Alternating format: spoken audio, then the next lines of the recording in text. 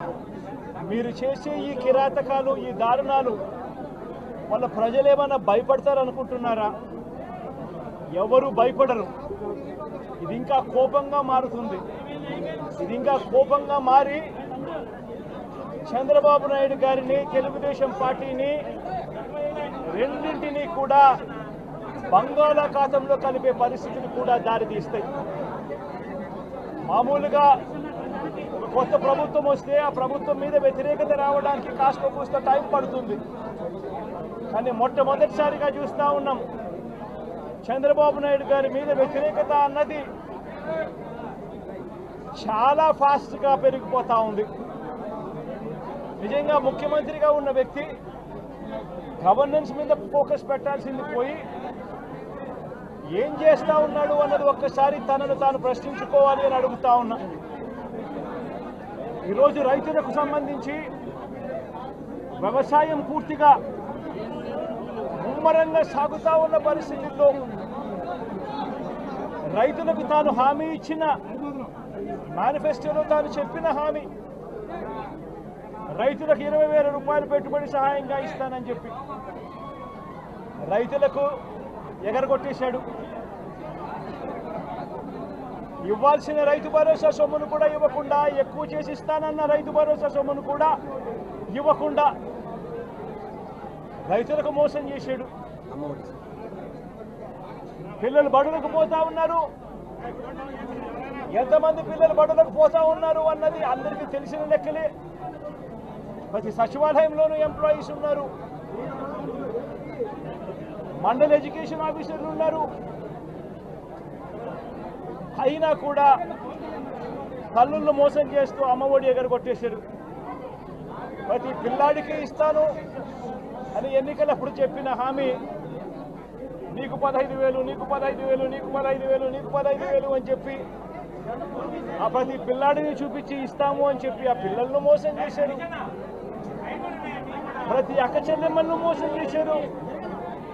తల్లులకు అమ్మఒడి ఇస్తామని తల్లుల దగ్గర నుంచి మొదలెడితే ప్రతి తల్లికి 18 సంవత్సరాలు నిండిన ప్రతి అమ్మాయికి, ప్రతి అక్కకు, ప్రతి చెల్లెమ్మకు నెలకు 1,500 రూపాయలు ఇస్తామని చెప్పి వాళ్ళను మోసం చేశారు. ఈరోజు ఫీజు రీయింబర్స్మెంట్ తీసుకుంటా ఉన్న పిల్లలు జనవరి, ఫిబ్రవరి, మార్చ్ క్వార్టర్ ఫీజులు రాలా. ఏప్రిల్, మే, జూన్ ఫీజులు రెండో క్వార్టర్ కూడా ఫీజులు రాలా. పిల్లలు చదువుకునేదానికి కూడా ఇబ్బంది పడే పరిస్థితిలోకి, ఫీజులు కట్టలేని పరిస్థితిలోకి కాలేజీ యాజమాన్యాలు ఫీజులు అడుగుతా ఉన్న పరిస్థితిని ఈరోజు చూస్తూ ఉన్నాం. పిల్లలకు వసతి దీవెన ఎగరగొట్టేశారు. అక్క చెల్లెమ్మలకు సున్నా వడ్డీ కూడా రావాల్సిన సున్నా వడ్డీ కూడా మామూలుగా ఏప్రిల్లో రావాల్సింది అది ఎగరగొట్టేశారు. ఇవన్నీ కూడా వైఎస్ఆర్ కాంగ్రెస్ పార్టీ ఉన్నప్పుడు, జగన్ ముఖ్యమంత్రిగా ఉన్నప్పుడు క్రమం తప్పకుండా క్యాలెండర్ ఇచ్చి ప్రతి ఒక్కరిని కూడా ఆదుకుంటూ వస్తూ ఉన్న పరిస్థితి.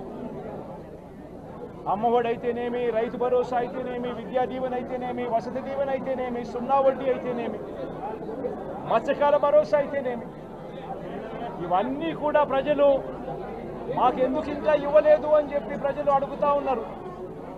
వారి గురించి పట్టించుకోకుండా, వారికి చేయాల్సిన మంచి గురించి పట్టించుకోకుండా స్కూళ్ళను నిర్వీర్యం చేస్తూ, చదువులను నిర్వీర్యం చేస్తూ, హాస్పిటళ్లను నిర్వీర్యం చేస్తూ, చివరికి ఏ ఒక్కరూ కూడా మిమ్మల్ని ప్రశ్నించకూడదు అని, ఏ ఒక్కరూ కూడా రోడ్లెక్కకూడదు అని ఈ మాదిరిగా భయాందోళనను క్రియేట్ చేయాలనే ఉద్దేశంతో గ్రామ స్థాయి నుంచి మొదలెడితే ప్రతి ఒక్కరికి కూడా మీ కక్షలు, మీ కార్పణ్యాలు మీరు తీర్చుకోండి అని చెప్పి గ్రీన్ సిగ్నల్ ఇస్తూ గ్రామ స్థాయి నుంచి ఈ భయానక వాతావరణాన్ని క్రియేట్ చేస్తూ ఉన్నారు. ఆలోచన చేసుకోమని అడుగుతా ఉన్నా. మళ్ళీ చెప్తా ఉన్నా చంద్రబాబు నాయుడు గారికి, మీరు చేస్తూ ఉన్నది తప్పుడు సాంప్రదాయం.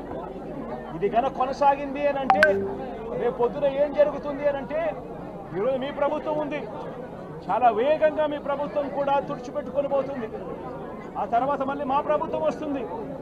ఆ తప్పుడు మా ప్రభుత్వం వచ్చినప్పుడు కార్యకర్తలు నేను వద్దు అని చెప్పినా కూడా వినకుండా ఆ కార్యకర్తలు చంద్రబాబు నాయుడు గారి తెలుగుదేశం పార్టీ వాళ్ళందరికీ కూడా బుద్ధి చెప్పే పరిస్థితి కూడా చంద్రబాబు నాయుడు గారు బీజం వేస్తూ ఉన్నారు ఈరోజు.